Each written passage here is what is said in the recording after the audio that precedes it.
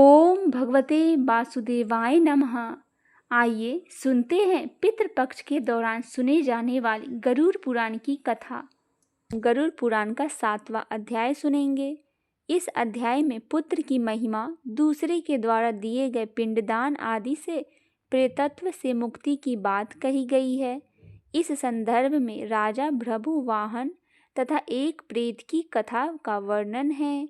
सूत जी ने कहा, ऐसा सुनकर पीपल के पत्ते की भांति कांपते हुए गरुड़ जी ने प्राणियों के उपकार के लिए पुनः भगवान विष्णु जी से पूछा। गरुड़ जी ने कहा, हे स्वामीन, किस उपाय से मनुष्य प्रमादवश अथवा जानकर पाप कर्म को करके भी यम की यातना को न प्राप्त हो, उसे कहिए। संसार रूपी सागर में डूबे हुए दीन चीत वाले, पाप से नष्ट बुद्धि वाले तथा विषयों के कारण दूषित आत्मा वाले मनुष्य के उद्धार के लिए हे माधव, पुराणों में सुनिश्चित किए गए उपाय को बताइए, जिससे मनुष्य सदृत प्राप्त कर सके। फिर श्री भगवान बोले, हे ताश्च्य, मनुष्य के हित की कामना से तुमने बहुत अच्छी बात पूछी है। सावधान होकर सुनो, मैं तुम्हें सब कुछ बताता हूँ। हे खगेश्वर, मैंने इसके पहले पुत्र रहित और पापी मनुष्य की यातना का वर्णन किया है। पुत्रवान तथा धार्मिक मनुष्यों की पूर्वोक्त दुर्गति कभी नहीं होती। यदि अपने पूर्व वर्जित कर्मों के कारण पुत्र उत्पत्ति में विघ्न हो तो किसी उपाय से पुत्र की उत्पत्ति संपन्न करे। हरिवंश पुराण की कथा सुनकर विधान पूर्वक सतचंडी यज्ञ करके तथा भक्ति पूर्वक शिव की आराधना करके विद्वान को पुत्र उत्पन्न करना चाहिए। यतः पुत्र पितरों को पुनः नामक नरक से रक्षा करता है। अतः पुत्र पितरों की पूर्ण नामक नरक से रक्षा करता है। अतः स्वयं भगवान ब्रह्मा ने ही उसे पुत्र नाम से कहा है। एक धर्मात्मा पुत्र संपूर्ण कुल को तार देता है। पुत्र के द्वारा व्यक्ति लोकों को जीत लेता है, ऐसी सनातनी श्रुति है। इस प्रकार वेदों ने भी पुत्र के उत्तम महात्म्य को कहा है। इसीलिए पुत्र का मुख देखकर मनुष्य पितृ ऋण से मुक्त हो जाता है। पौत्र का स्पर्श करके मनुष्य तीनों ऋणों देव ऋषि प्रेत से मुक्त हो जाता है। इस प्रकार पुत्र, पौत्र तथा प्रपौत्र से यमलोक का अतिक्रमण करके स्वर्ग आदि को प्राप्त करता है। ब्रह्म विवाह की विधि से ब्याही गई पत्नी से उत्पन्न और पुत्र अधोगति प्राप्त करता है और संगृहित पुत्र अधोगति की ओर ले जाता है। हे खगेश्वर, ऐसा जान करके व्यक्ति हीन जाति की स्त्री से उत्पन्न पुत्रों को त्याग दे। हे खग, स्वर्ण पुरुषों से सुवर्ण स्त्रियों में जो पुत्र उत्पन्न होते हैं वे औरस पुत्र कहे जाते हैं और वे ही श्राद्ध प्रदान करके पितरों को स्वर्ग प्राप्त कराने के कारण होते हैं। औरस पुत्र के द्वारा किए गए श्राद्ध से पिता को स्वर्ग की प्राप्ति होती है। इस विषय में कहना, दूसरे के द्वारा दिए गए श्राद्ध से भी प्रेत स्वर्ग को चले जाते हैं। इस विषय में सुनो, यहाँ मैं एक प्राचीन इतिहास कहूँगा जो अर्ध दैहिक दान के श्रेष्ठ महात्म्य को सूचित करता है। हे ताच्य, पूर्व काल में त्रेता युग में महोदय नाम के रमणीय नगर में महाबलशाली और धर्मपरायण बब्रुवाहन नामक एक राजा रहता था। वह यज्ञनिष्ठ परायण, दानियों में श्रेष्ठ, लक्ष्मी से संपन्न, ब्राह्मण भक्त तथा साधु पुरुषों के प्रति अनुराग रखने वाला, शील तथा आचार आदि गुणों से युक्त, स्वजनों के प्रति अपनत्व और इतर जनों के प्रति दया का भाव संपन्न था। छात्र धर्मपरायण वह राजा और से पुत्र की भांति धर्म पूर्वक अपनी प्रजा का पालन करता था और दंड देने योग्य अपराधियों को दंड भी देता था। वह महाबाहु किसी समय सेना के साथ मृगया के लिए नाना वृक्षों से युक्त एक घनघोर वन में प्रविष्ट हुआ। वह वन नाना मृगगणों से व्याप्त और अनेक पक्षियों से भरा हुआ था। उस समय राजा ने वन के मध्य में दूर से एक मृग को आता देखा। राजा के द्वारा सुदृढ़ बाण से वृद्ध वह मृग बाण सहित जंगल में अदृश्य हो गया। रुधिर से गीली हुई घास पर अंकित चिन्ह से राजा ने उसका पीछा किया। तब मृग के प्रसंग से वह राजा दूसरे वन में जा पहुंचा। भूख प्यास से सूखे हुए कंठ वाला तथा परिश्रम के संताप से पीड़ित उस राजा ने एक जलाशय के समीप पहुंचकर घोड़े के साथ उसमें स्नान किया तथा कमल के गंधादि से सुगंधित शीतल जल का पान किया। इसके बाद उस जलाशय से बाहर निकल के श्रम रहित राजा बब्रुवाहन ने वृक्ष रूपी विशाल शाखाओं के कारण फैले हुए मनोहर और शीतल छाया वाले तथा पक्षी समूह के कुंजित एक वट वृक्ष देखा। वह वृक्ष संपूर्ण वन की महती पताका की भांति स्थित था। उसकी जड़ के पास जाकर राजा बैठ गया। उसके पास राजा ने भूख और प्यास से व्याकुल इंद्रियों वाले ऊपर की ओर उठे हुए बालों वाले अत्यंत मलिन कुबड़े और मांस रहित एक भयावह प्रेत को देखा। उस विकृत आकृति वाले भयवाह प्रेत को देखकर बब्रुवाहन विस्मित हो गया। प्रेत भी घने जंगलों में आए हुए राजा को देखकर चकित हो गया और सुख मन वाला होकर वह प्रेतराज उसके पास आया। हे तार्क्ष, तब उस प्रेत राज ने राजा से कहा, हे महाबाहो, आपके संबंध से मैंने प्रेत भाव का त्याग कर दिया है, अर्थात मेरा प्रेत भाव छूट गया है और मैं परम शांति को प्राप्त हो गया हूँ तथा धन्यंतर हो गया हूँ।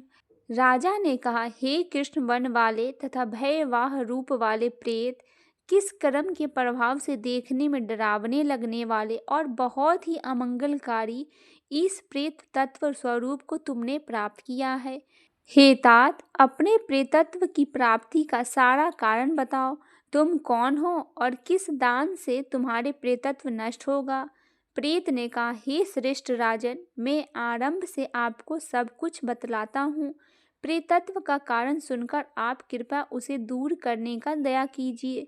वैदसी नाम का एक नगर था जो सभी प्रकार की संपत्तियों से समृद्ध, नाना जनपदों से व्याप्त, अनेक प्रकार के रत्नों से परिपूर्ण, धनिकों की भवनों तथा देव एवं राजप्रसादों से सुशोभित और अनेक प्रकार के धर्मानुष्ठानों से युक्त था। हे तात, मैं वहाँ रहता हुआ निरंतर देव पूजा किया करता था। आपको विदित होना चाहिए कि मैं वैश्य जाति में उत्पन्न हुआ हूँ और मेरा नाम सुदेव था। मैंने हव्य प्रदान करके देवताओं का तथा कव्य प्रदान करके पितरों का तर्पण किया। अनेक प्रकार के दानों से मैंने ब्राह्मणों को संतुष्ट किया था और अनेक बार दीन, अंधे एवं कृपण मनुष्यों को अन्न दिया था। किंतु हे राजन, मेरा यह सारा सत्कर्म मेरे दुर्दैव से निसफल हो गया। जिस कारण मेरा सुकृत निसफल हुआ वह मैं आपको बताता हूँ। मुझे कोई संतान नहीं है, मेरा कोई सोहद्र नहीं है, कोई बांधव नहीं है और न ऐसा कोई मित्र है जो मेरी अर्धदैहिक क्रिया करता। हे महाराज, मृत्यु के अनंतर जिस व्यक्ति के उद्देश्य से षोडश मासिक श्राद्ध नहीं दिए जाते, सैकड़ों श्राद्ध करने पर भी उसका प्रेतत्व सुस्थिर ही रहता है, अर्थात दूर नहीं होता। हे महाराज, आप मेरा अर्धदैहिक कृत्य करके मेरा उद्धार कीजिए, क्योंकि इस लोक में राजा सभी वर्णों का बंधु कहा जाता है।